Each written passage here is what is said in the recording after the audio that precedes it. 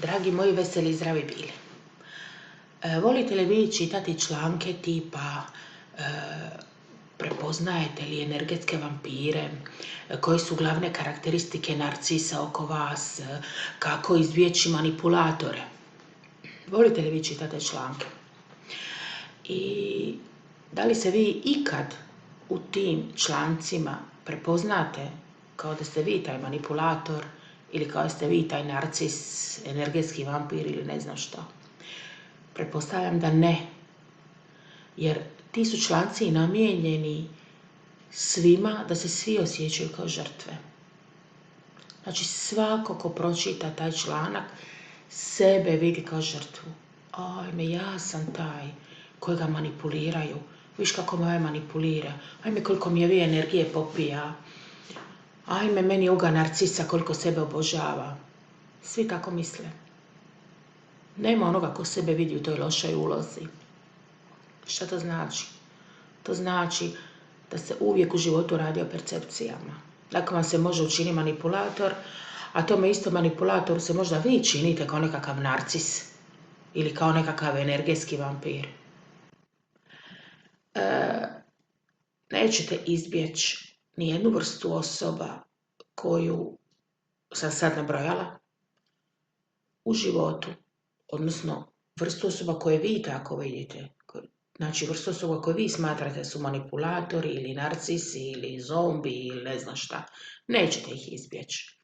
Morate raditi na sebi, na svojoj percepciji, da te ljude doživite drugačije tako da ćete promijeniti svoje programe i one razloge zbog čega ih tako doživljavate. To vjerojatno nećete postići tako da čitate članke kako izbjeći manipulatore, bježati sobe 1 u sobu 2, to je nemoguće. Opet ponavljam, u životu ćete sresti svakakve vrste ljudi i ljude o kojima ćete vi imati svoje mišljenje na račun svoje percepcije. Neka osoba koja se vama ne sviđa, koja se vama čini grozno, nekome drugome može biti super i obrnuto. To su sve naše percepcije. Manipulatori, narcisi, energetski vampiri, to su naše percepcije, naše konstrukcije koje mi moramo promijeniti u sebi. Naravno da postoji razlika između tih ljudi, naravno da ima zaista nekih određenih karakteristika koje se mogu nekome pripisati, ali jedno tako striktno etiketiranje i uvijek stavljanje sebe u žrtvu, jer kažem, čim čitamo te članke, mi smo ta žrtva, a ovi drugi su ti zločesti manipulatori. Radite na sebi, vidite zašto vam neko smeta, zašto ga smatrate manipulatorom. I ako stvarno mislite da vas je nešto izmanipulirao, zašto ste to dozvolili? Na koga vas ta osoba podsjeća kad ste mu to dozvolili?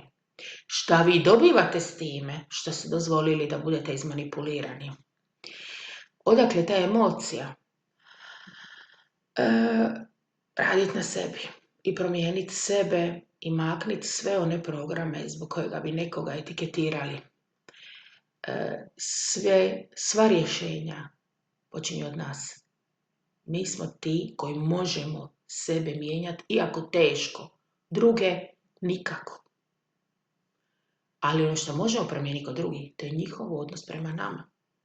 Kad se mi promijenimo, kad mi očistimo iz sebe one programe koji rezoniraju s tim drugim osobama, njihov odnos prema nama će se promijeniti sigurno. To je bez ikakve sumnje. Osvjedočila sam se tome puno puta i zato vam to kažem. Radite na sebi, vi ste svoj najvažniji projekt. Ne slušajte drugi kad vam kažu da ste vi žrtva. Vi ste kreator svog života.